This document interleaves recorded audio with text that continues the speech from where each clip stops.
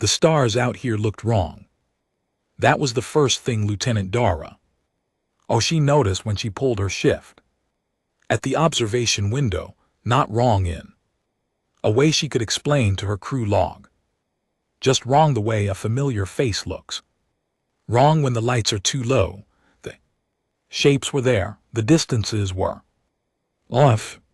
She put it down to fatigue and went back to her console. The ISS Relentless was 14 months out. From Earth past the Kepler drift past. The last map navigation buoy past.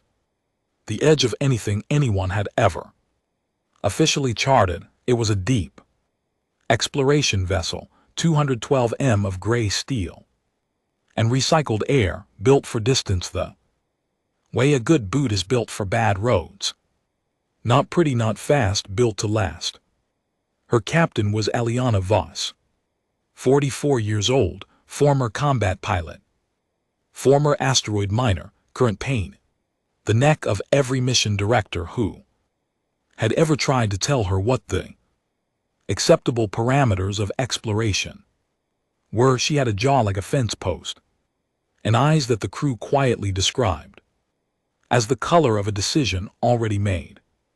She drank her coffee black because she said adding anything to it was a form of lying to yourself. She was at the command table when the signal came in. It didn't announce itself. Signals from the hegemony never did. They arrived the way a foreman arrives on a job site with the assumption that everything would stop when they did. The comms board lit up, not one frequency, every frequency. Captain Ensign Yuri Takov turned in his seat, his young face doing something complicated. I'm getting a broadband contact. It's not on any registered protocol. Voss set down her coffee. Origin. Ahead of us, approximately 40,000 km. But he paused. The signal is coming from multiple points simultaneously, like a wall. She stood up from the table, put it on screen. What appeared on the main display was not a ship. It was not a fleet in the usual sense either. It was an arrangement. That was the right word. An arrangement of vessels spread across a band of space so wide that the relentless forward sensors couldn't find either edge. Some of the ships were large, slow, and angular, the way hegemony architecture always was, like buildings that had decided to float. Some were smaller, faster looking, belonging to member species whose names humans had barely learned to pronounce. Between them, at regular intervals, lines of light, barrier buoys active and pulsing. A wall. An actual wall in space. Dr. Yusuf Akhafer came up from the science deck still holding a tablet. He was the ship's senior xenolinguist. Tall, patient, with the habit of tilting his head slightly before he spoke, like he was translating his own thoughts into a language everyone else could use. He looked at the screen for a long time. That's the hegemony outer veil, he said. I've read about it. I didn't think it was real. How real does it look? Voss asked. Very real, Captain. The signal shifted then. A voice came through, not quite a voice, a sound that carried meaning the way music carries. Mood, the translation matrix on Takov's board worked for 4 seconds, then produced text. You have reached the boundary of safe space. This zone is restricted under Hegemony Universal Accord, Article 9. Provision 7. There is nothing beyond this point that will benefit your kind. You will turn your vessel around. This is not a request. The bridge went quiet. Voss read the message, then she read it again. She picked up her coffee. Article 9, Provision 7, Akhafer murmured. He was already pulling up the Hegemony Accord database on his tablet. That's the clause about biologically young species, the clause that says we're too new to be trusted. With certain information, Voss. Finished. That's a very generous translation. What's the ungenerous one? Akafor looked at her over the tablet. That we're too unpredictable to be allowed near certain things. She set her coffee cup down on the edge of the command table with a small, precise click. Tactive reply. He looked at her. What do I say? Tell them we received their message. Tell them we're reviewing it. He typed send. The wall of ships on the screen didn't move. What happened next took 3 hours and 14 minutes. It involved 6 additional transmissions from the hegemony, each one slightly more urgent than the last. Like a person raising their voice in a library trying to stay formal while the frustration climbed. The 6th transmission included a visual component, images of the space beyond the barrier, static interference, a region of deep black that seemed to absorb the sensor light rather than reflected. Then at the edge of the image, something that might have been a ship, or might have been the shape a ship leaves behind after it stops being one. The crew gathered in small groups and talked in low voices. Chief Engineer Petrova found Voss in the small alcove off the bridge where the captain took her meals alone. Novik was built like someone who had spent 20 years in hard vacuum, which she had short and wide-shouldered with hands that were always slightly greasy, no matter how many times she washed them. She carried a wrench the way other people carry phones, just on her person, all the time for reasons no one questioned. They're scared, Novik said. She sat down across from Voss without being invited. That was one of the things that made her useful, the hegemony. You can hear it in the translation pattern. Short clauses, repetition of the warning. That's fear syntax. You speak hegemony now. I speak machine translation, which is close enough. Novik leaned her elbows on the table. What I'm saying is they didn't put that wall up to stop us from getting somewhere dangerous. They put it up because what's back there scares the ever-living life out of them, and they don't want anyone else seeing that it does. Voss said nothing. Also, Novik continued, I ran a structural analysis on those barrier buoys. They're not weapons, they're markers, signal emitters. The wall isn't designed to stop anything physically. It's a message, a very big, very expensive message that says, we decided not to go there, that's all. Voss looked at her. You're telling me the wall doesn't shoot? I'm telling you the wall is a sign. The captain was quiet for a moment. Then what does the crew say? Novik scratched the back of her neck. About half of them want to go home. About a quarter of them want to know what's on the other side. The last quarter are pretending they don't have an opinion, but they're watching you like you already know the answer, and they're waiting for you to say it out loud. And you. Novik picked up her wrench, turned it once in her hand, put it back on her belt. I didn't come 14 months into the dark to look at a sign and turn around. Voss stood up. She took her coffee cup to the tiny recycler slot, fed it in. Listen to the machine process it. Call a crew meeting, she said. Full roster 1 hour. The meeting happened in the cargo bay. The only space on the relentless big enough to hold everyone at once. 218 crew. They stood in loose clusters among the Stacked equipment containers sitting on the edges of storage racks and equipment. Pallets' faces lit by the work lights. It smelled like metal and recycled air. And the particular tiredness of people who had been a long way from home for a long time. Voss stood on a cargo container so they could see her. She didn't use a microphone. "You've all seen the transmissions," she said. Her voice carried the hegemony. Outer veil, a barrier stretching across our current heading, built by the most powerful collective of intelligent species in the known galaxy. They've told us to turn around 6 times. They've sent images of what's ahead. They've invoked Accord law. She let that sit for a moment.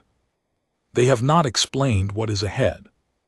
They have not told us what they found or when they found it or why they decided that the answer was a wall instead of a warning with actual information in it. They have decided on our behalf that we are not ready, that whatever is out there is not for us, that we should go home. A few people shifted. No one spoke. "I want to be very clear about what I'm going to say next," Voss continued. I'm not ordering anyone to do anything. This crew has the right to object. This crew has the right to a full vote under Mission Protocol Article 12. If a majority of you want to return to Earth, I will set the course myself, and I will file the mission report without a single negative notation for any of you. I mean that." She looked out across the faces. "But I want you to think about one thing. First, the hegemony is old. They've been traveling space for longer than humans, have had written language. They have seen things we haven't. They have survived things we haven't. They know things we don't, and with all of that, they looked at what's ahead of us and said, we will not go there. We will build a wall. We will tell everyone else not to go there either. We will call it an accord." She paused. The hegemony is not known for being afraid of things. The cargo bay was very quiet. So the question in front of us isn't whether it's dangerous. It probably is. The question is whether the thing that made the most experienced spacefaring civilization in the galaxy stop and build a wall is something that humans can afford not to understand. She stepped down from the container. "Akefer, give me the vote count in 20 minutes." She walked out.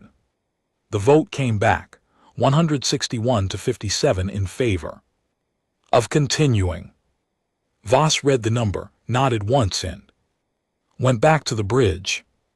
The hegemony sent a 7th transmission when the Relentless began moving again.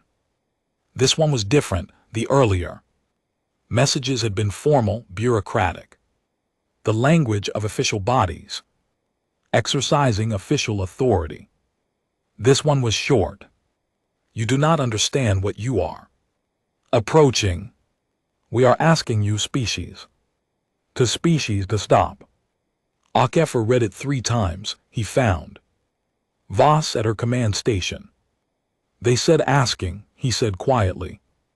"Not ordering, not warning, asking." I read it.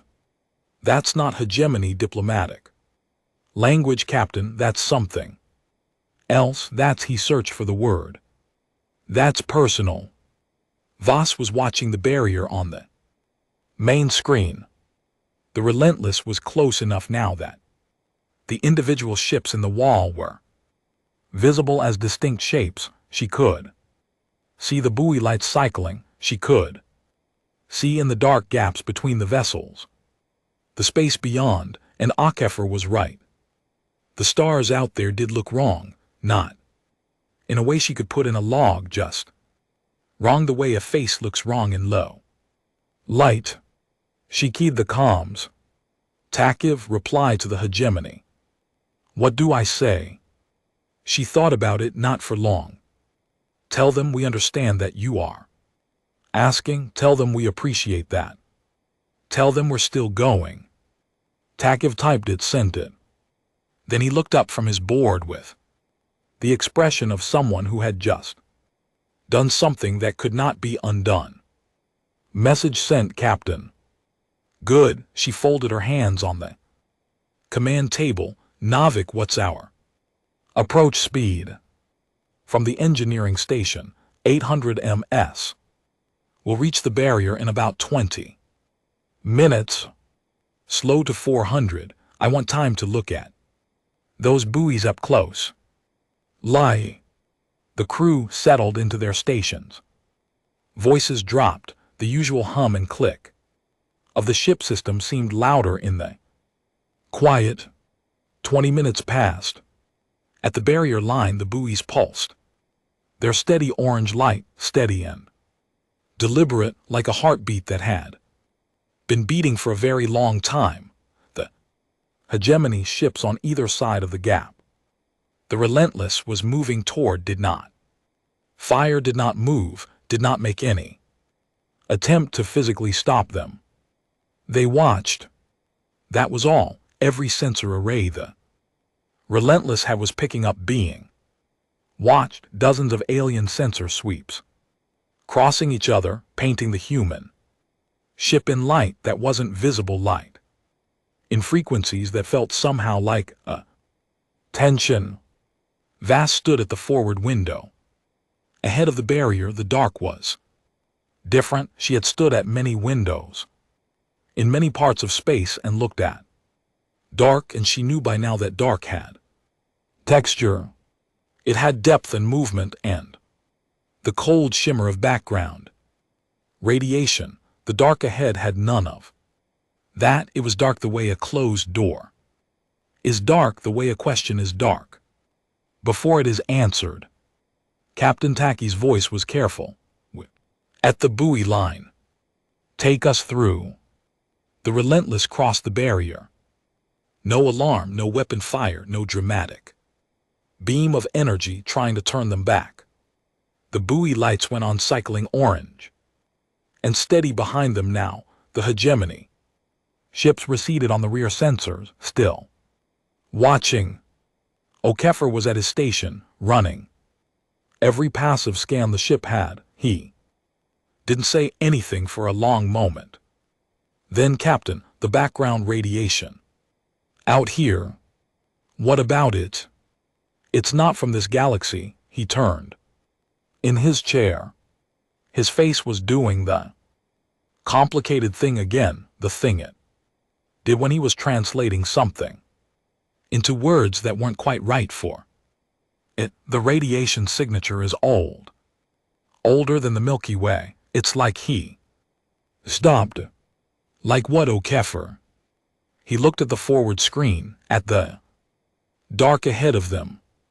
Like we just walked into a room that was here before the house was built, he said. No one on the bridge spoke. The Relentless moved deeper. The stars behind them shrank. The stars ahead, the ones that looked wrong, began to look less like stars and more like light seen through water, still there, just not quite where they should be.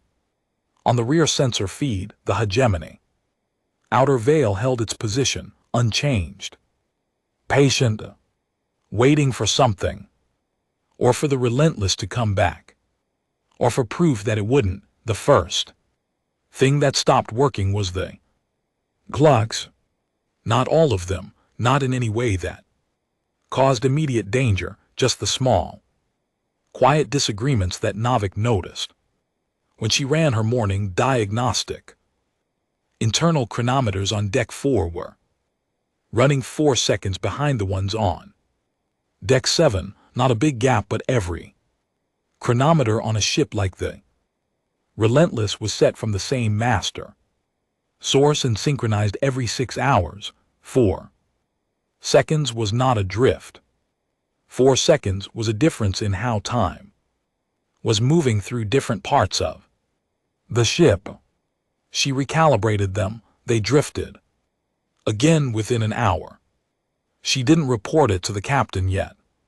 She took it apart first, the way she took everything apart methodically, without drama, looking for the simple answer before she let herself consider the complicated one.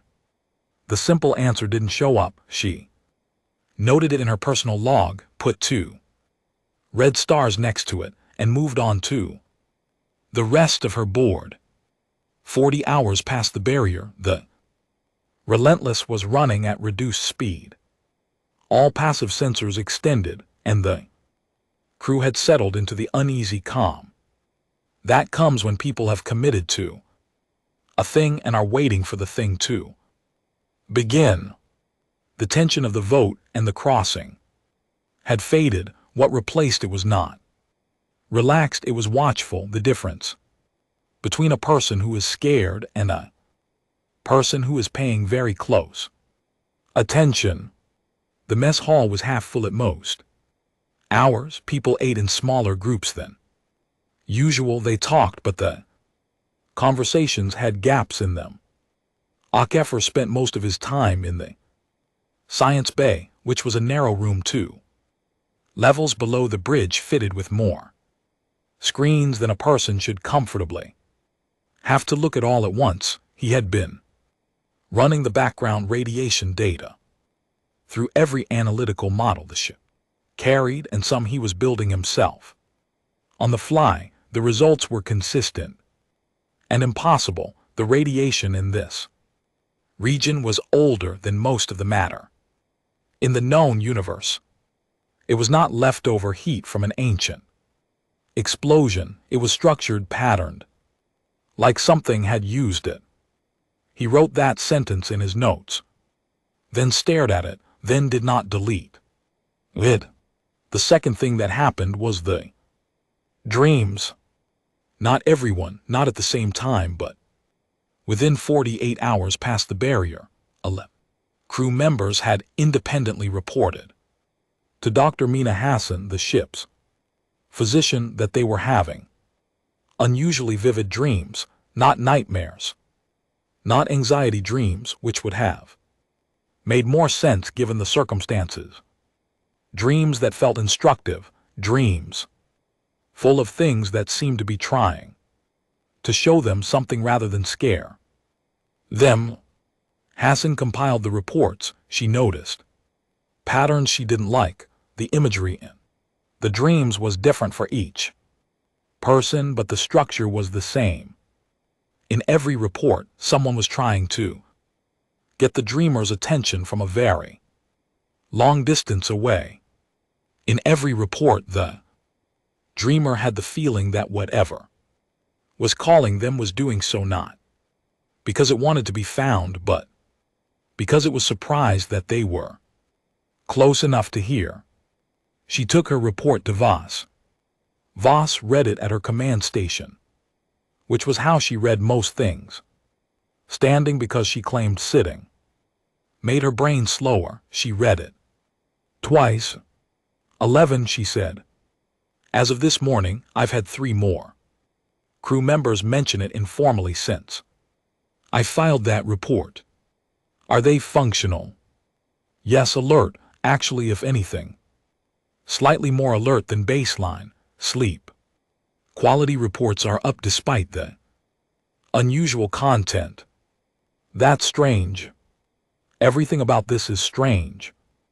Captain. Voss handed the tablet back. Keep monitoring daily reports. Hassan paused at the door. There's one more thing. The dream imagery, the things the crew are being shown, differ between individuals, but I ran across analysis, and there's one element that appears in every single account. She looked down at her own tablet. Distance. Every dream has a strong sense of something very, very far away. That is somehow getting less far. Voss looked at the forward screen, at the dark that wasn't quite dark. That's not reassuring, she said. No, Hassan agreed, it's really not. What they found on day 3 past the Barrier was not what any of them had expected. It was Ensign Kata on the long range.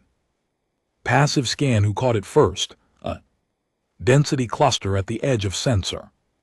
Range, not a planet, not a star.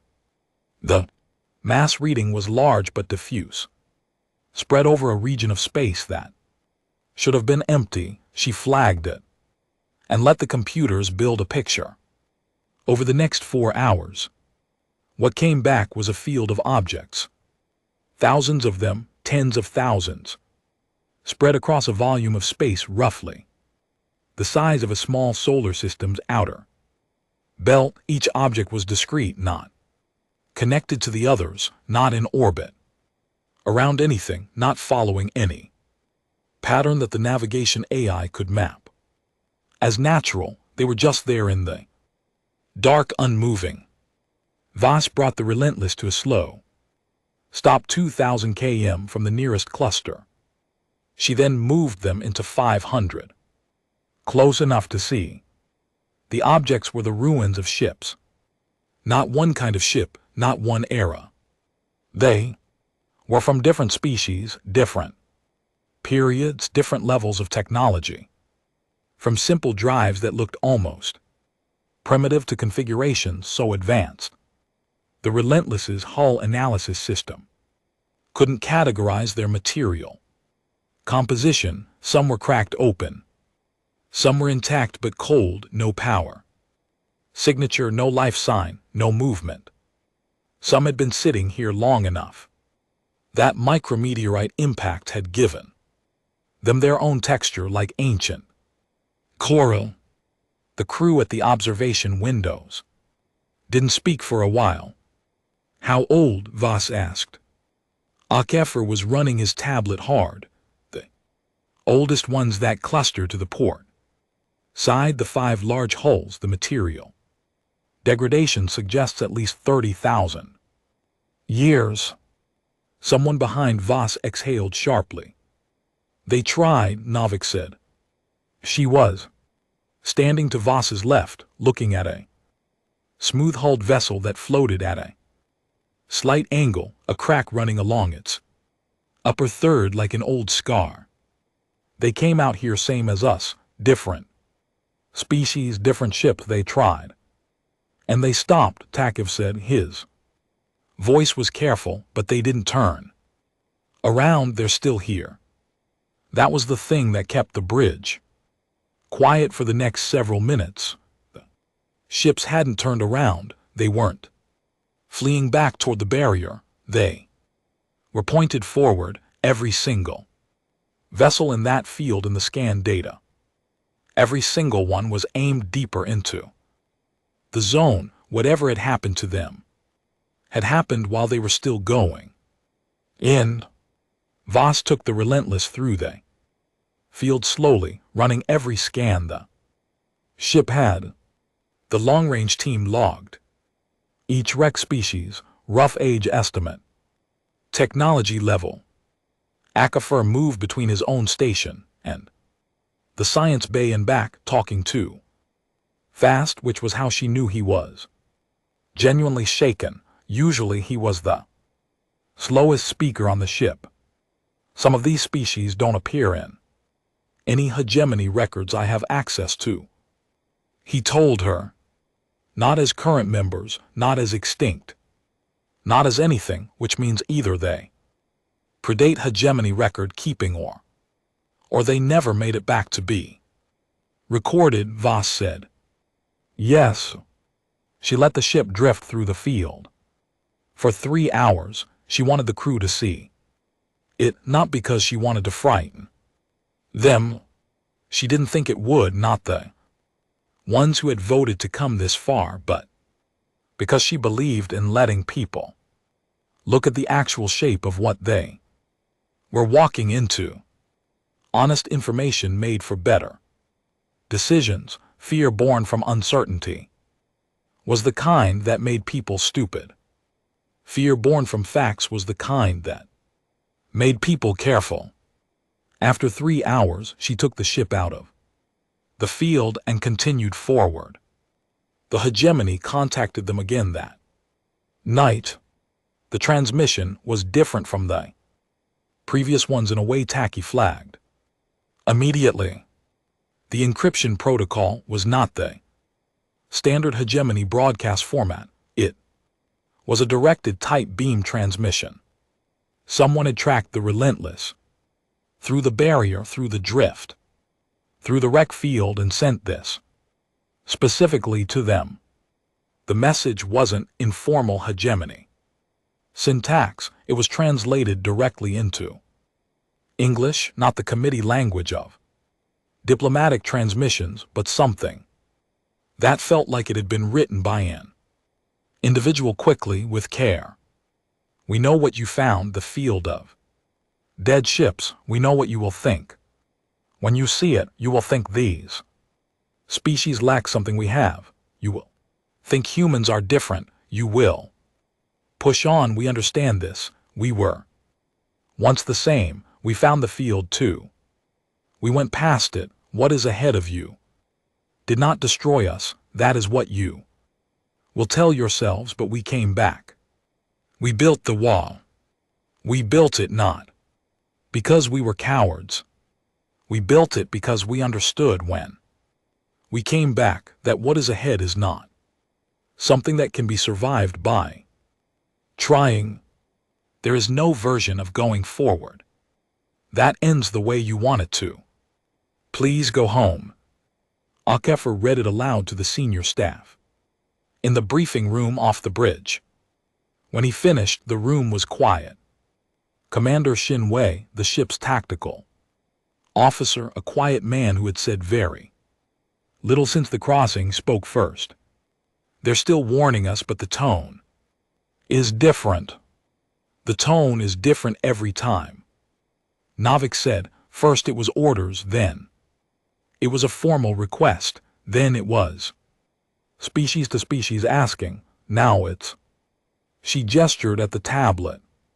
Now it's almost like talking to someone who tried the same thing and doesn't want to watch you make the same mistake.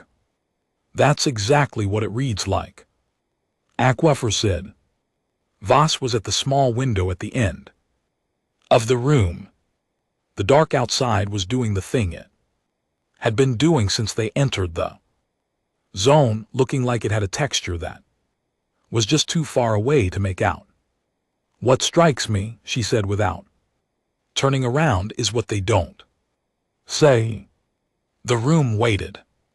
They say going forward doesn't end the way we want it to. They say it can't be survived by trying. They don't say we'll die. They don't say we'll lose our minds. They don't say what happens. They describe a result without describing the thing itself. She turned around. That means they know what we'll find. They've seen it, they came back from it. And whatever it is, they've decided not to tell us, because I think they've decided that knowing in advance would change the result in a way they don't want to be responsible for. Shen Wei looked at her. What kind of result would that be?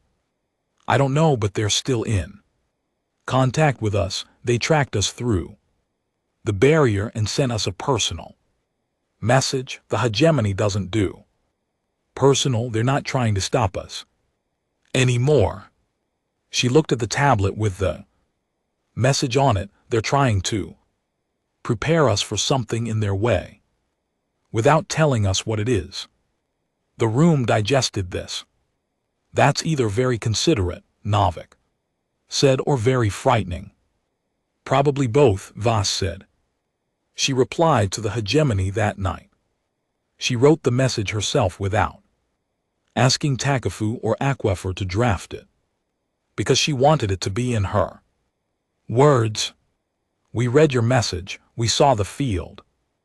You're right that we thought about those crews. You're wrong about what we concluded. We did not think they lacked something we have. We thought they were brave, and we thought if they came this far and didn't turn back, they must have had a reason worth honoring. We're going on not because we are reckless, because We believe that something which has been calling to 14 species across 30,000 years deserves an answer from someone. We don't know if that someone is us, but we're the ones who are here. She sent it, lay in her bunk, did not sleep for a long time. The dreams, when they finally came, were quiet. She was standing in a very large room. Not a room, a space that had the feeling of a room without the walls, the ceiling, the floor, just that sense of being somewhere defined, somewhere that had been prepared. And from very far away, something was looking at her. Not looking, noticing. The difference in the dream felt important, the difference between a predator clocking prey and something ancient, realizing with something that wasn't quite surprised that someone new had finally come to the edge of a place. It had been for longer than it had words to say. She woke up to her alarm, checked her bunk clock, then checked it against the wall chronometer. 6-second difference. She got dressed and went to the bridge. Ahead of them, the not quite dark had changed overnight. The distorted stars had brightened, not because they were closer, because something in the distance ahead had noticed the relentless approaching and turned in some wordless way toward the light. Navik, Vas said, settling into her station. Captain, how are the clocks? A pause.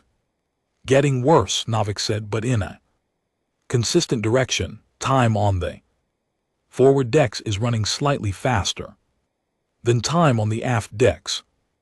Vas looked at the bright and dark ahead.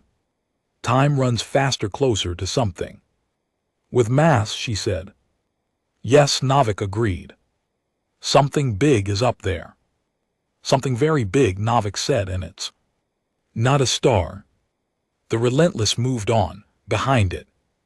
Impossibly far away and impossibly watching, the hegemony outer veil held its line.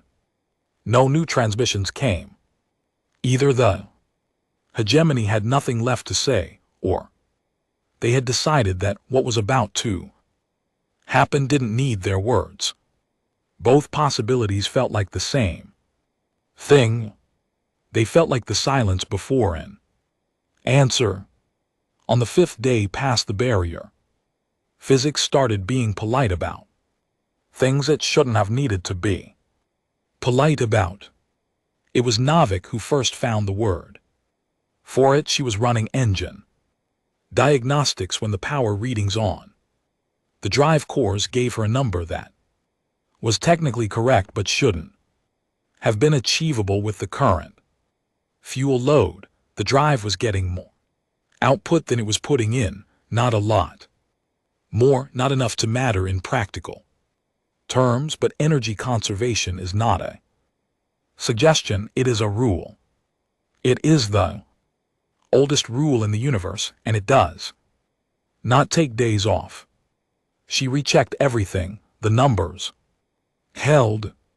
It's like the ship is being helped, she said to Akafer, who had come down to the engine room because she had stopped answering his calls and he had correctly concluded that meant something interesting was happening. Akafer looked at her boards. Helped. How? I don't know, like the space between here and there is slightly less resistant than it should be, like she stopped, turned the wrench in her hand. Like being on a moving walkway, you put in walking energy, you get moving. Walkway speed. Akafer thought about that. Something is reducing the friction. Something is making it easier to toward it. She set the wrench on the console and looked at him, which is either completely fine or the most terrifying thing I have ever said out loud. Akafer went back to the science bay. He pulled up every piece of theory about gravity adjacent forces he could access. In the ship's database, he read for 5 hours. He came out with a single conclusion that he wrote down twice to make sure he believed it. Whatever is ahead of us wants to be reached. Not wants in the way living things want. Not desire, not need, want in the way a drain wants water, a structural inclination, an arrangement of forces that made approaching it easier than not approaching it. He took this to Vass at the command table. She looked at the sentence. Does it know we're coming? She asked. I don't think know is the right word for what it does, but he sat down across from her. Captain, the radiation pattern I've been tracking, it's been restructuring slowly over the last 40 hours. When I plot its current arrangement against the position and heading of this ship, it looks like he turned his tablet to face her. The screen showed a rendered image of the radiation field ahead of them. Vast, tangled structure of ancient energy, like a weather system the size of a galaxy arm.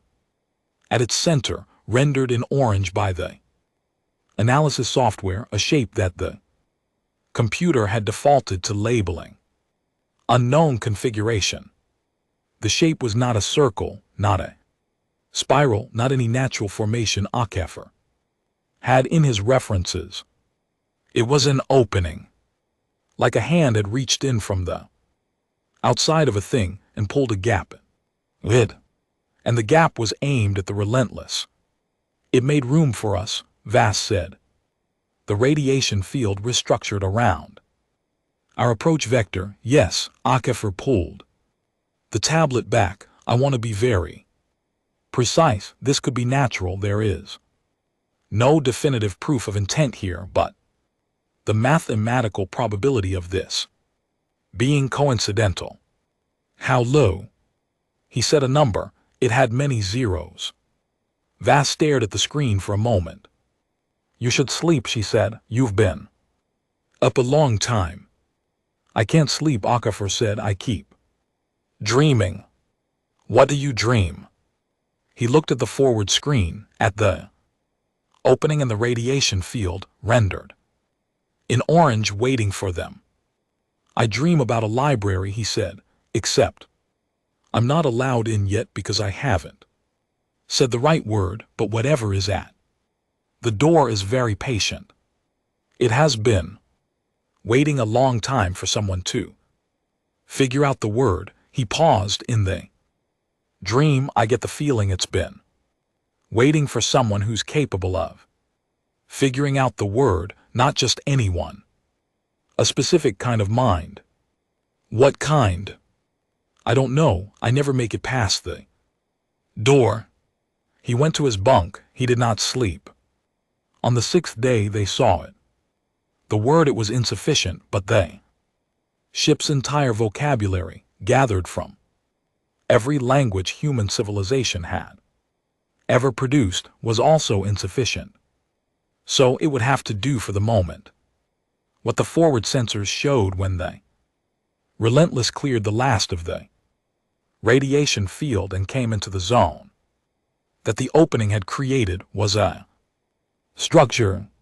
The word structure was also insufficient, but was at least structurally accurate in a way that pure description would not be. It had been built, not grown, not formed, not collapsed into, built by something or somethings that had been operating at a scale of intention so large that the building had taken on properties of natural phenomena, the way a very large city from high enough above looks like a geological feature. It was dark, not the absence of light. Dark of space, dark in the way that very old things are dark, the way a stone wall at the bottom of a sea is dark. It absorbed sensor sweeps the way sand absorbs water, pulling them in and returning nothing useful.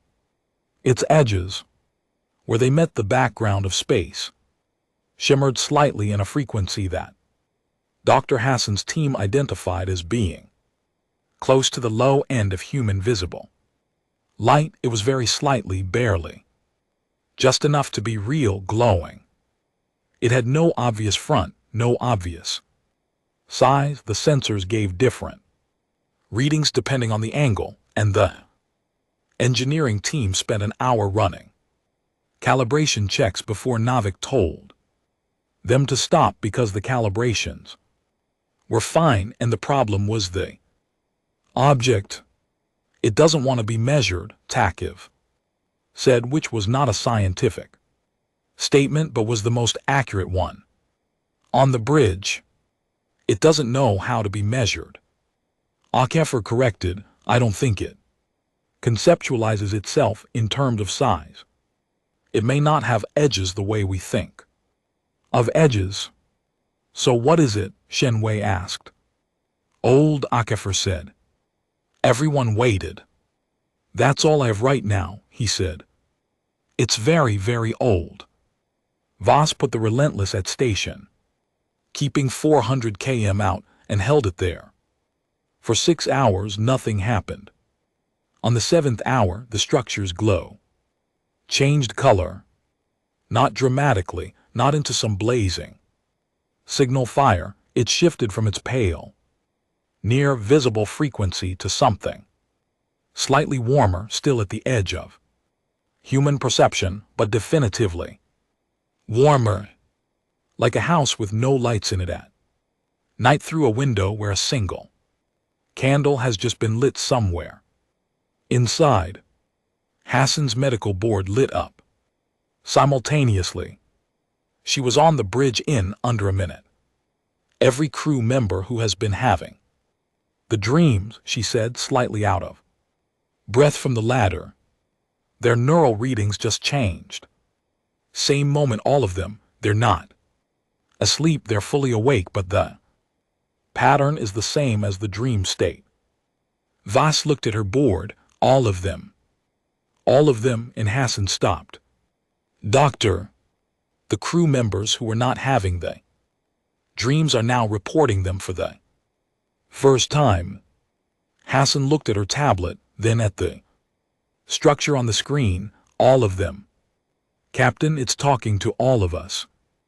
O'Connell was already at his station, pulling everything he had. His voice, when he spoke, was very controlled, the control of a man keeping something large and fast very deliberately inside a box.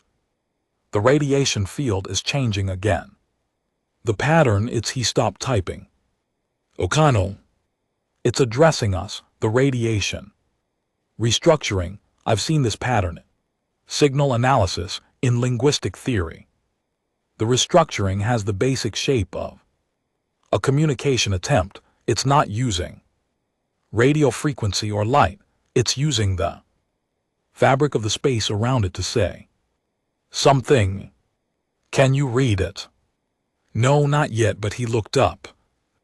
Dreams, the dreams are the same thing. It's been using the same method the whole time. We didn't recognize it as communication because we were looking for radio waves and laser pulses. It's been talking to us since before we crossed the barrier. The bridge was very still. It talked to the other species too. Shenwei said, the ones in the wreck field. Yes, Akefir said. And they stopped. Yes. Shenwei looked at the structure on the forward screen. Why are we still moving? Akefir opened his mouth, closed it, looked at his data, looked at the screen. I don't know, he said honestly. Communication is the same. The method is the same, but something about how we're receiving it is different.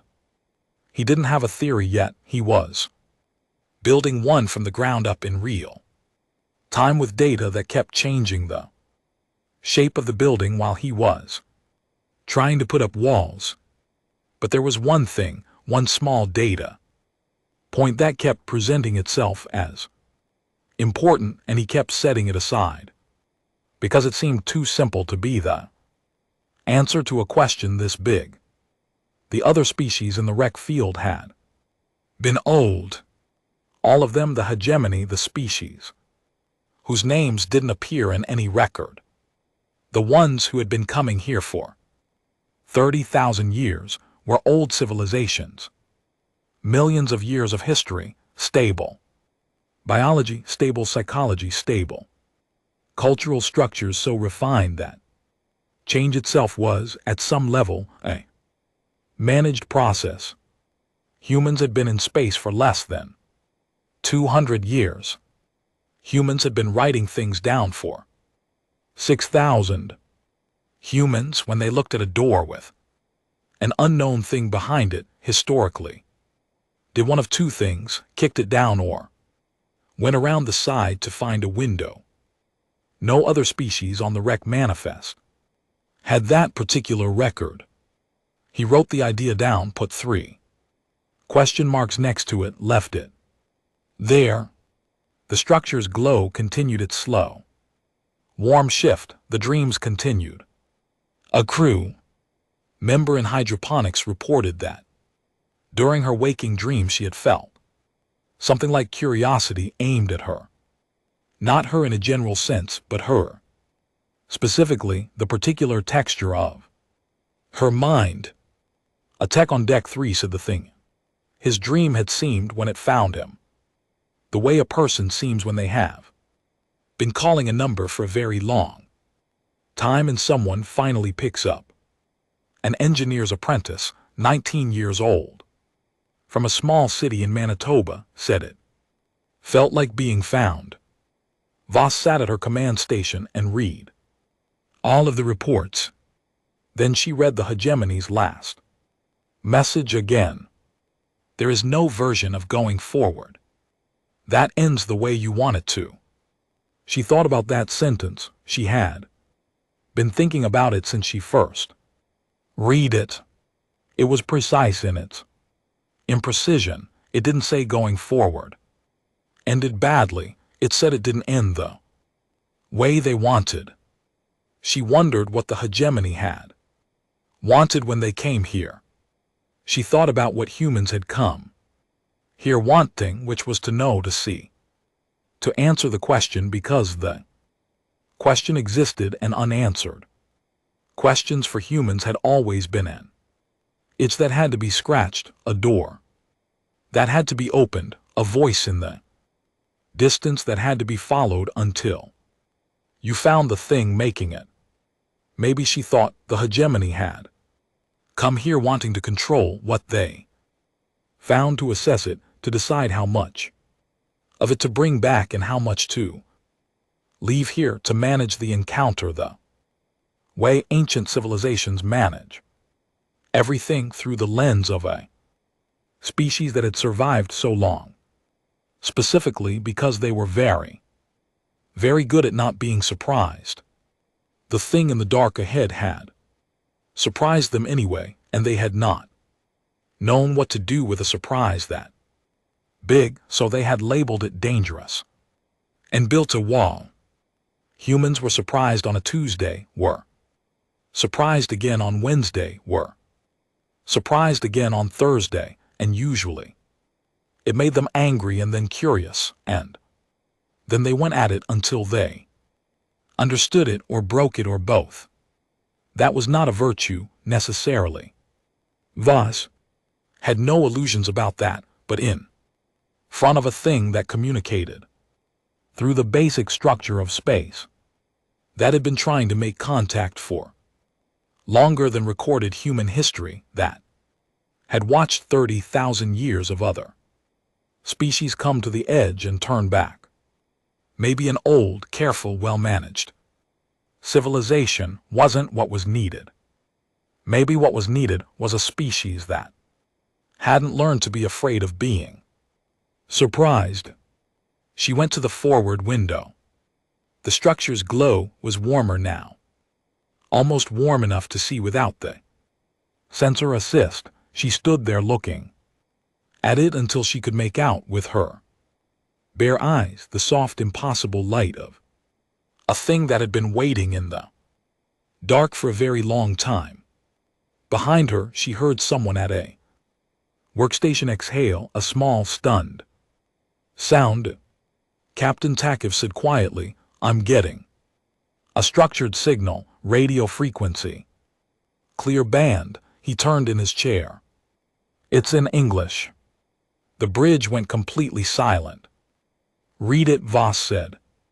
He looked at his screen. When he read, his voice had the quality of a person reading something that they have not decided yet whether to believe.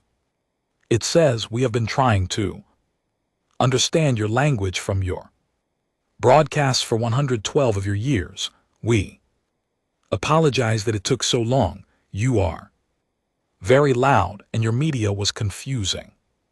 We watched many of your films. The ones with the sharks were educational." No one on the bridge said anything. Then from the back of the room near the engineering station, Novik made a sound. It took a moment to identify. She was laughing. Not nervously, not the short, sharp laugh of someone releasing stress. She was laughing the way you laugh at something that catches you completely off guard and is genuinely, fundamentally, absurdly funny. It spread, it moved across the bridge. The way warmth moves through a cold room. Slowly, then all at once. Voss looked at the structure ahead of them with its ancient glow and its impossible size and its 30,000 years of waiting. It had learned English from their television. It had watched their shark movies. She shook her head slowly. The corner of her mouth moved. "Takeyev," she said. "Captain." Reply, "Tell them." She stopped, started. Again, "Tell them we're glad they reached out. Tell them the shark films are a poor representation of actual sharks, but we understand the confusion. And tell them," she looked at the screen, at the glow, at the vast dark thing in the vast dark, patiently waiting, ancient beyond reckoning, having spent a century learning their language from their noise. Tell them we'd like to talk.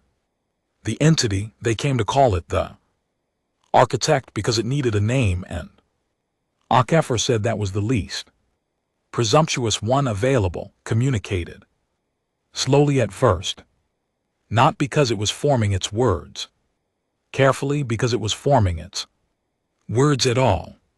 The concept of using a linear string of discrete sounds to convey information was, it explained in its third message, very strange and somewhat inefficient compared to the method it used to talk to itself, which involved restructuring local spacetime in ways that contained entire concepts as shapes. It compared trying to talk to humans via radio to person trying to explain a painting by humming the colors. It seemed charmed by the challenge.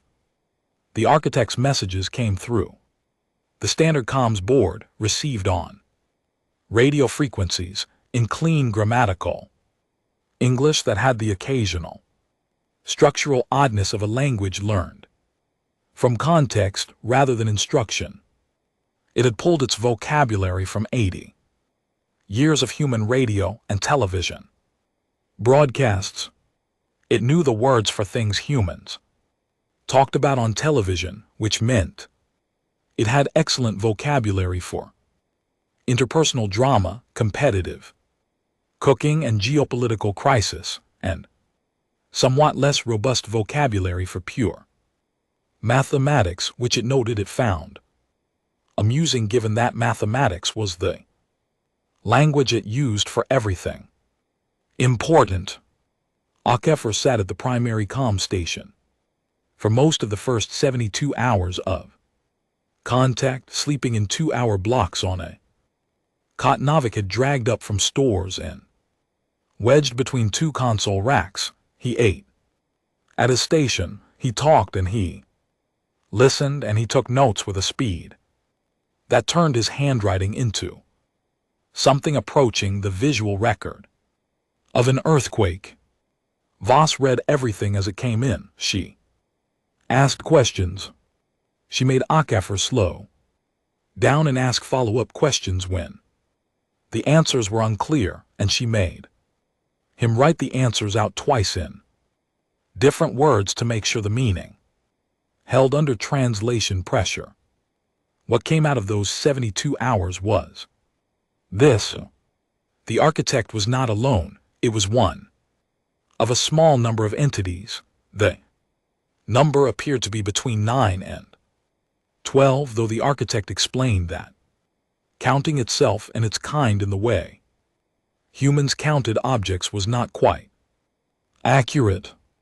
The way counting the leaves of a tree doesn't quite capture the tree. They were very old. They had been in this region of space since before the current arrangement of galaxies existed.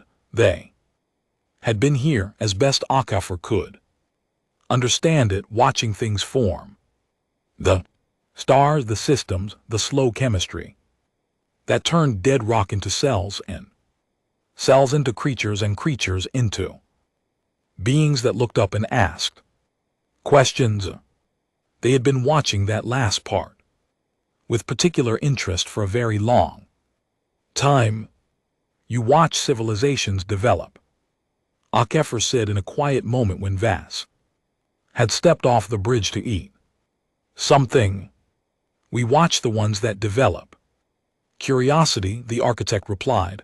Many develop intelligence, fewer develop curiosity. The difference is this: intelligence is a tool for surviving what exists. Curiosity is a tool for reaching what does not yet exist.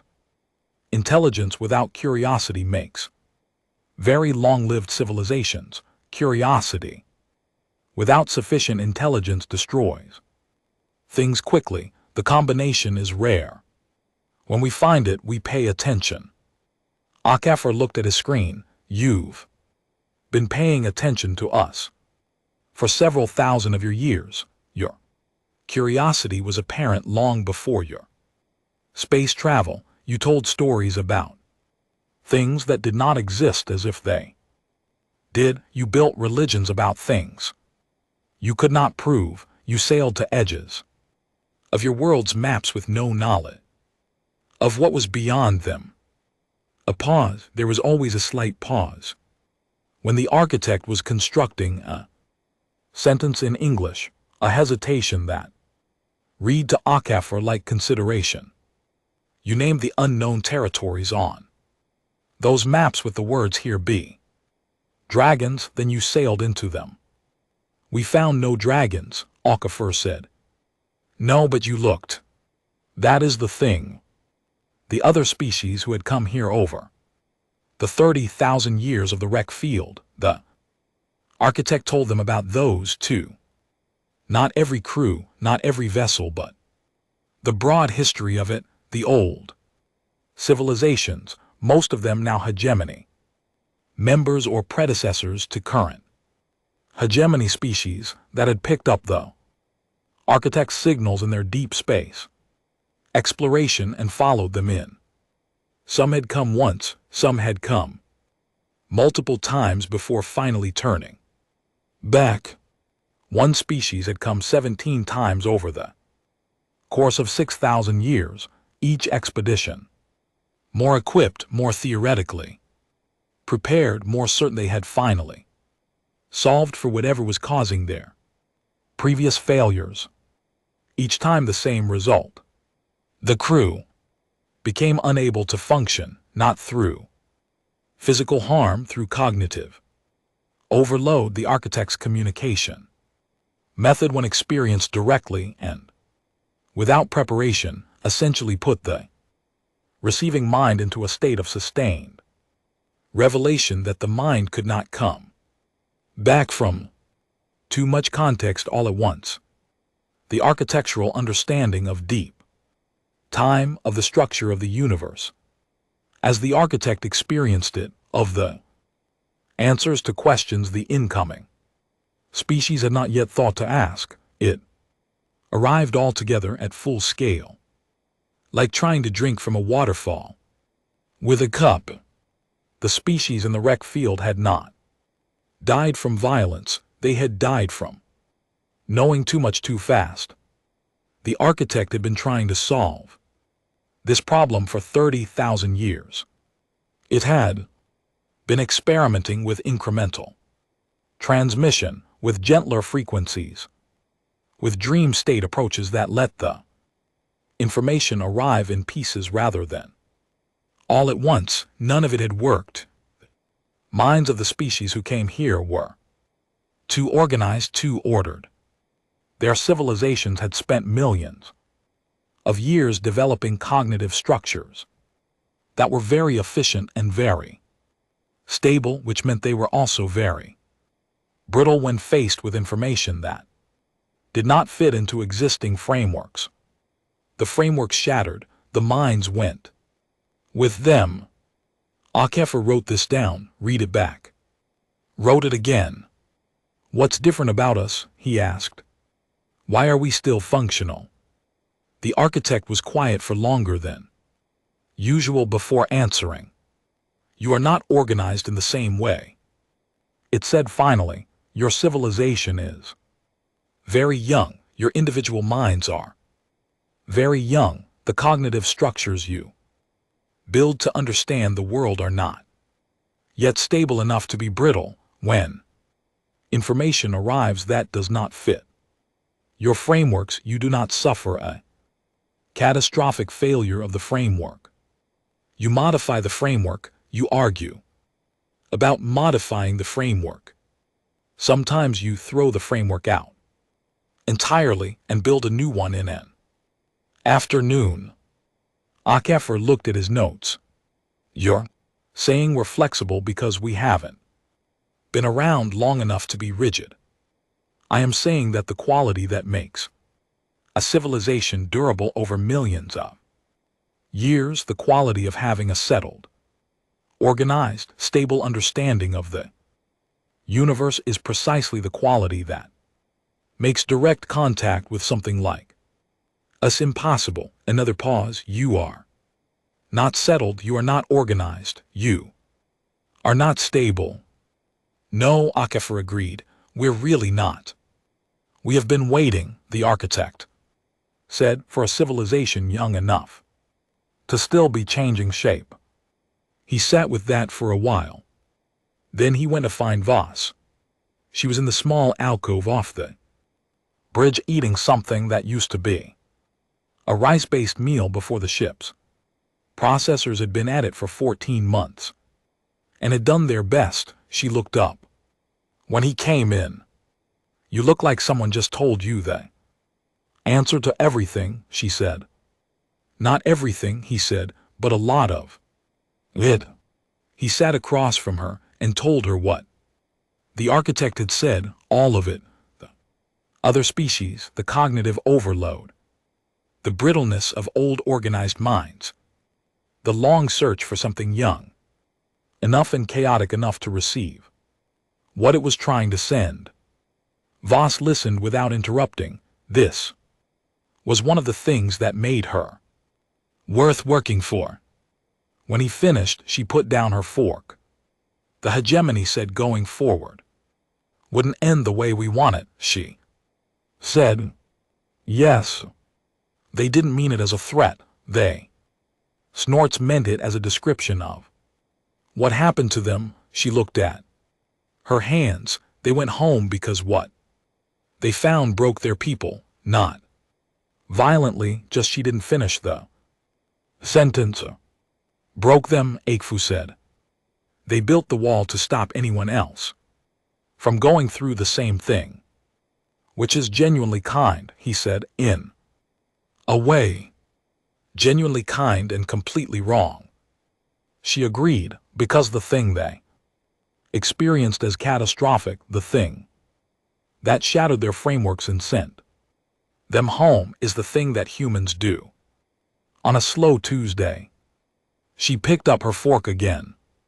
Change our frameworks, she said. Change our frameworks, he agreed.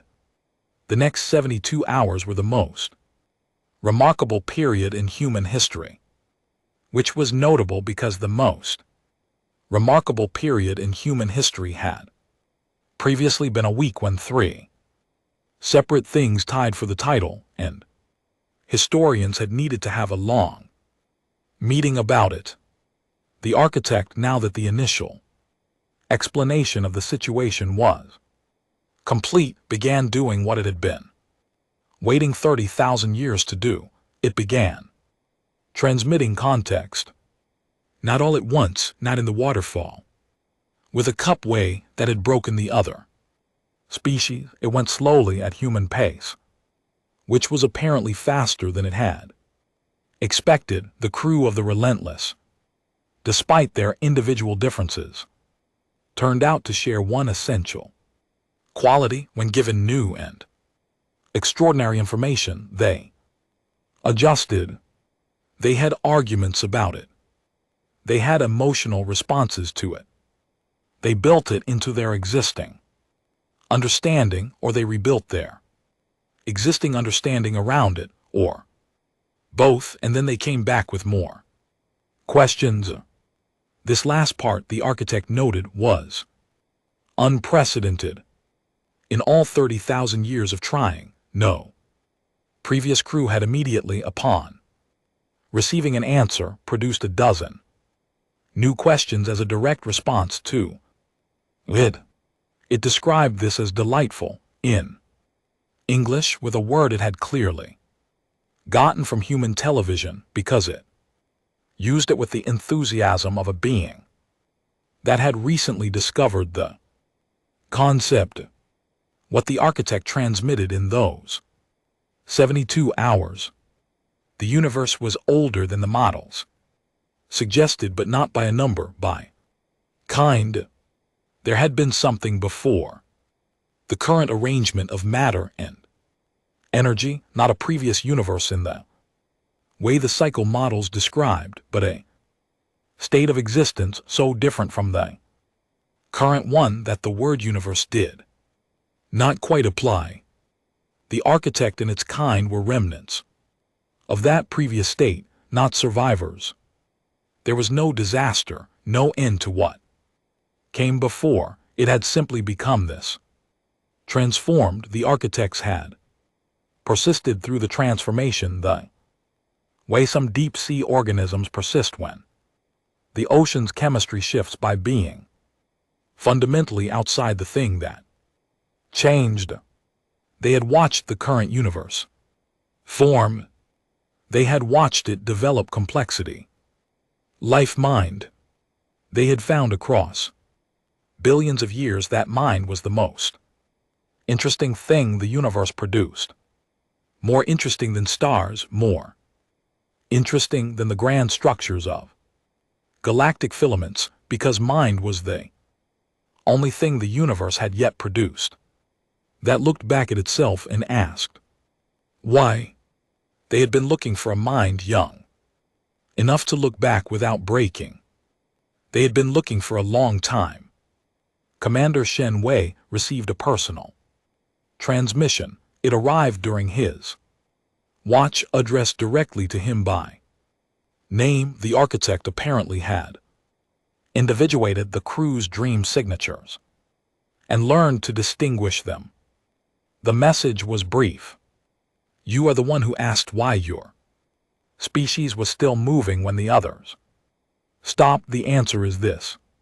The others came here understanding the universe was very large and very old. You came here knowing that the universe was very large and very old, but not quite believing it.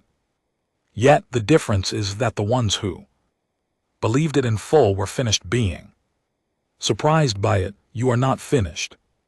You are in fact barely started. Shen Wei read it twice, then once more. Then he filed it in the ship's log, because he had decided that everything that happened in this zone needed to go in the ship's log, because when they got home, someone was going to have to explain all of this, and the log would be the only thing that made it real enough to explain. He noted the time, Then he checked the clock against the wall chronometer out of habit. They were synchronized perfectly down to the millisecond. He called down to engineering. Navik, the clock discrepancy. I know, she said. It fixed itself 4 hours ago. All decks synchronized in the energy anomaly in the drive core. Corrected at the same time. She paused. Captain thinks it's because we've stopped moving further in. We're holding position. The effect was related to our approach vector. He thought about that, or he said. Or Navik agreed, whatever is out there isn't doing the helpful thing anymore. Because we're already here. He looked at the forward screen. At the structure, vast and dark and glowing with its almost visible light. Close enough now that the sensors could catch the edges of actual detail. Shapes within shapes, scale within scale. The architecture of a thing built at a size and with a purpose that exceeded the vocabulary for it. It helped us get here, he said. Gently, Navik said, from the beginning. Small pushes. He thought about the dreams, radiation field that had opened ahead of them like a prepared path, the clocks running forward on the decks closest to it. It wanted us here, he said. It's been waiting a very long time. Navik said, can't blame it for being a little eager. The 72nd hour of contact ended with a message that Akafa read aloud to the assembled senior staff on the bridge. His voice careful and steady in the way of a person who has decided that the only reasonable response to something extraordinary is to treat it with the same focus you would give something ordinary. The architect says it has one more thing to transmit. It says it has been preparing it since before human space travel began. It says this is not information, it is not knowledge, it is not a gift in the way your species understands gifts. It is a key. You will know what to do with it when you have it. All the minds that came before you, they could not carry it because they did not have enough room in their understanding for something that required them to also not understand it. You are, we believe, the first species we have encountered that can hold a certainty and a mystery in the same hand. At the same time, he lowered his tablet. It asks if we're ready. The bridge was quiet. Voss looked around the room at Akafor, with his sleepless eyes and his overfilled notebooks, at Navik standing, with her arms crossed and her wrench on her belt like a talisman, at Shen Wei, with his careful soldier stillness, at Takiv, who was 26 years old and had been in deep space for 14 months and was looking at the forward screen with an expression that belonged on the face of someone who had been told for the first time that the world was bigger than they had believed. She looked at all of them. Tell it yes, she said. Takiv sent the message. The structure's glow shifted one final time, not warmer, not brighter, but different in a way that was not a physical property. Different in the way a room is different when someone in it, after a very long wait, finally takes a breath. And then it began. There was no sound. That was the first thing Voss noticed. Not because she was expecting one, she wasn't, but because in the absence of sound there was something else. Something that occupied the space where sound would have been, and it was not. Silence. Silence is the absence of input. This was the presence of something that did not require ears to receive. It arrived in the body first. Not pain, not pleasure, something that had the texture of a long-held breath. Finally released, a settling like every cell in every person on the relentless had been slightly tense for their entire lives in a way they had not known about, until the tension was gone, and they release made them aware of the tension, all at once retroactively, which was one of the stranger things to experience in a working lifetime. Then the understanding came. It came slowly, in pieces, the way dawn comes, not sudden, not announced, but incremental, one small brightening at a time, until you look up and realize it has become fully light without the moment you could point to and say, there, that is when it happened. What the architect gave them was not a list of facts, it was a frame, a way of looking at the universe that placed everything, every piece of science, every historical event, every question humans had ever asked in the dark, into a structure that made the relationships between things visible. Not the things themselves, the relationships, the way light through a window does not show you the window, it shows you the room. Akefer afterwards spent many hours trying to write down what he had understood in the moment of transmission. He could not because he had forgotten it, he hadn't, not a single piece of it, but because the understanding was spatial and writing was linear, and he was trying to describe a building by writing its address. He could convey facts that had arrived. With the understanding, he could note the answers to questions. But the frame itself, the way the architect had structured the meaning, that could not be carried in language. It had to be experienced. He wrote this down. He put a single star next to it. He thought it was probably the most important thing in his notes. What he could write down was this: the universe was not random, not in the religious sense, not in the sense of a plan or a maker, in the sense of a pattern, the deep structure of the universe, the one the architect and its kind had watched emerge and develop and complexify over billions of years, had a direction to it, not a destination, a direction, the way a river has a direction, not because someone planned where it would go, but because the shape of the land makes one path easier than others. The direction was toward complexity, toward mind, toward the capacity for self-awareness. The universe was, in the most literal and non-mystical sense available, in the process of waking up. The architects were early moments of waking, ancient mind present before the current universe had finished forming, carrying the memory of a previous state of existence into the current one. But they were singular, old, stable, vast, and fundamentally alone. They could not replicate what they were. They could only watch and communicate, and hope that what was coming, the new mind, the young species, the one still in the early stages of becoming complex, would eventually produce something that could carry the next stage. A key, the architect had called it. The key was not a piece of technology.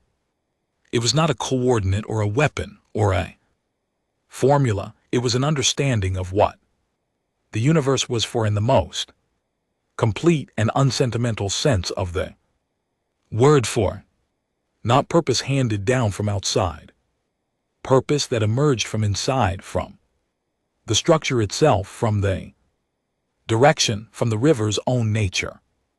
Akefer wrote the sentence that had arrived in his mind, fully formed during the transmission, in a voice that was not the architect's English, but was also not quite his own, the voice of a concept finding the nearest available words. You are not in the universe. You are the universe becoming aware of itself. The awareness is not separate from the thing. You are the thing.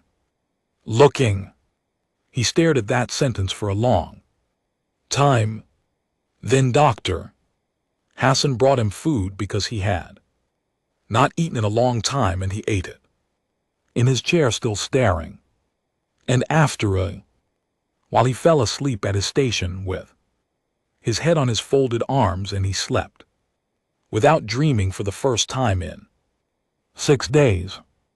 The crew of the Relentless spent 8 hours in a state that Dr. Hassan in her medical log struggled to name. They were functional completely and normally functional in all physical metrics: heart rate, blood pressure, neural activity.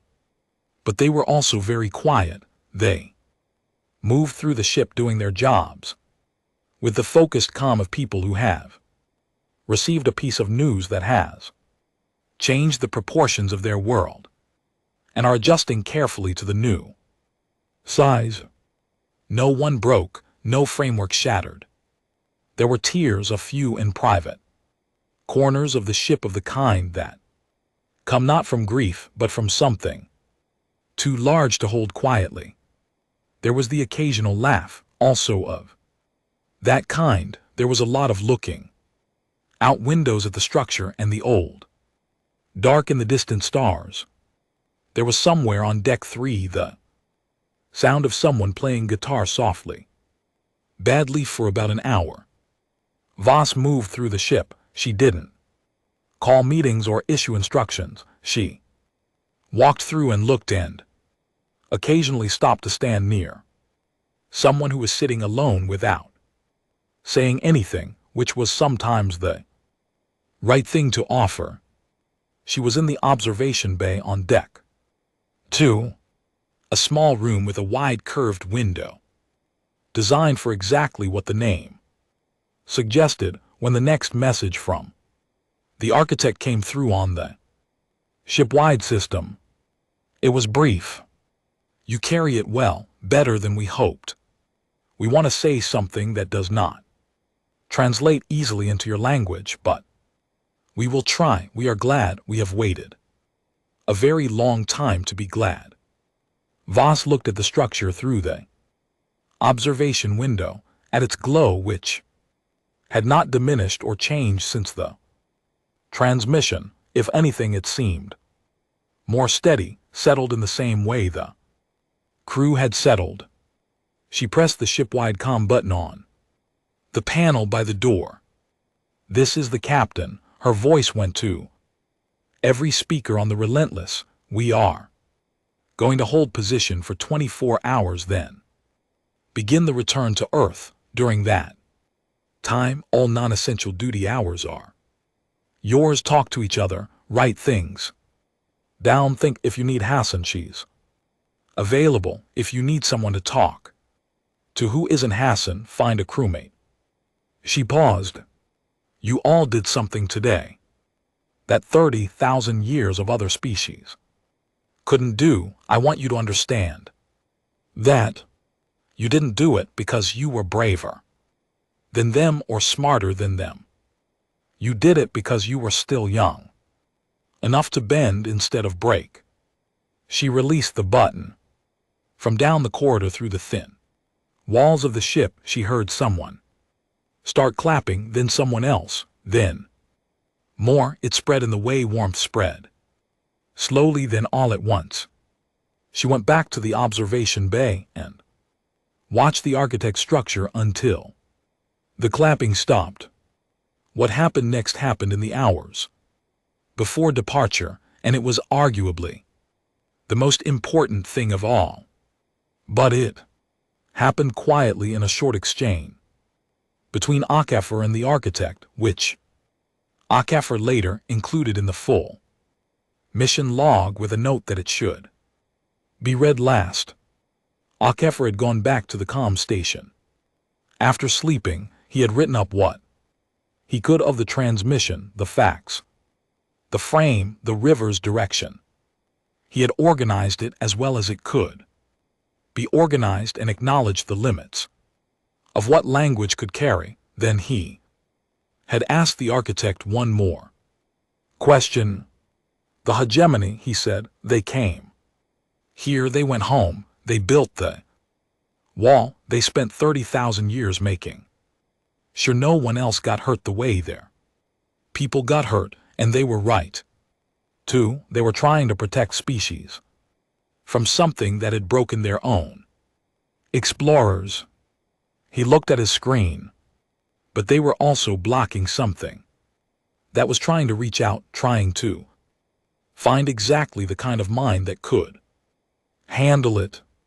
And every time they turned a ship away, they may have been turning away the species that could have. Yes, the architect said. Akefer was quiet. They did not know, the architect said. They could not have known. The harm was real, the loss was real. What they did was the correct response to the information they had. They protected their kind. They were good stewards of what they knew. A pause. They were not wrong. They were early. And us. You are also early. The key you carry does not open everything. It opens the next door. The one after that will require something you cannot yet imagine, which means the species that opens it has not yet developed, which means there is still a great deal of the universe left to watch. Akefer looked at his notes, at the room full of things he had written in the last week, the handwriting getting stranger and smaller as the days went on, and the things he was trying to record got bigger. Are you lonely? He asked. The pause before the answer was the longest one the architect had ever taken. We were, it said, for a very long time, in the only sense that applies to beings like us. We were. The universe was very large and very full of things, and very empty of minds that could. Another pause. Hold certainty and mystery in the same hand. And now you are here. The relentless 22 hours later. The structure's glow did not fade as they moved away. It remained constant, visible on the forward cameras, even at 100,000 km, even at 1,000,000. It was still a pinpoint of almost visible light on the long-range sensors when they crossed back through the hegemony barrier. The barrier was still there. The hegemony ships were still there. And they were still watching. When the relentless crossed back through the buoy line, Takif received a transmission immediately. It was in English. The hegemony had apparently added that capability to their systems. At some point over the last several weeks, it was from a single source, one vessel, one individual addressing them directly. You came back. There was something in those 3 words that Akefer read 6 times, not surprise exactly, something more like the thing you expected might not happen, which you had prepared yourself for, which had not happened and which you needed a moment to process. Voss took the comms herself. We came back, she confirmed. A long pause then. The others, the ones from the wreck field, they did not. No. You are intact. We are intact. Another pause, longer. What did you find? Voss looked at Akefer. He looked back at her. The question was enormous and the answer was everything, and the hegemony had been asking it in one form or another for 30,000 years. They had built a wall to stop anyone from having to go back to the place the question lived. They had done it out of grief and out of care and out of the old civilization instinct to manage what could not be managed and contain what could not be contained. They had done it, as the architects said, because they were good stewards of what they knew. She took a breath. Something that has been trying to make contact for longer than your records go back, she said, something ancient and patient, and as far as we can tell, Fundamentally kind, she looked at the forward screen, at the barrier ships, at the vast clean dark of normal space, ahead at the distant galaxy waiting, past them with its billions of ordinary stars. It talked to us, we talked back. It gave us something to carry home. The hegemony transmission was silent for so long that Takif checked to see if the channel was still open. It was. When the response came, it was short. We have been afraid of that place for longer than your species has had. Language, we built the wall because we could not go back, and we could not bear for others to be broken by it as our people were broken. A pause. We want to understand what you found. We want to know how you came back whole. We want to another pause. Longer. We are not accustomed to asking this. We are asking. Voss let her hand rest on the edge of the command table.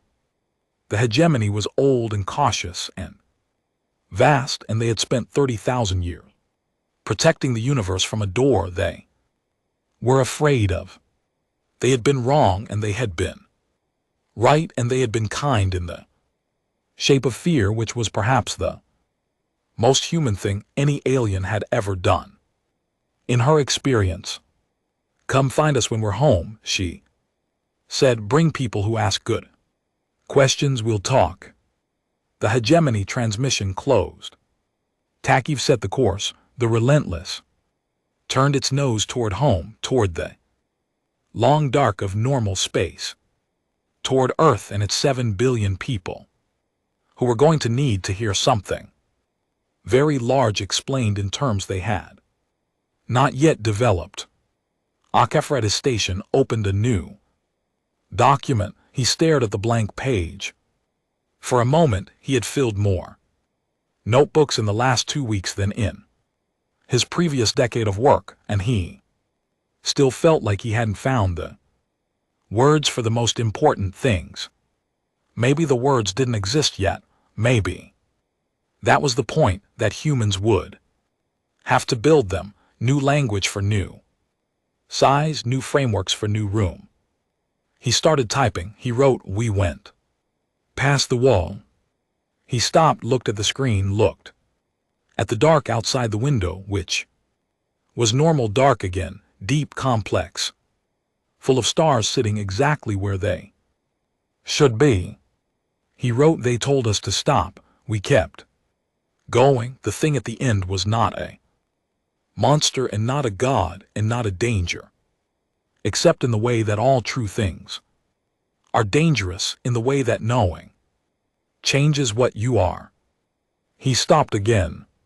He thought about the architect, about 30,000 years of patience, about the wreck field and its brave dead pointing forward, about the hegemony with their wall built from grief, about the crew of this ship, 218 people from a species that had been in space for less than 200 years, who had come to the oldest thing in the universe, and instead of breaking, had made conversation.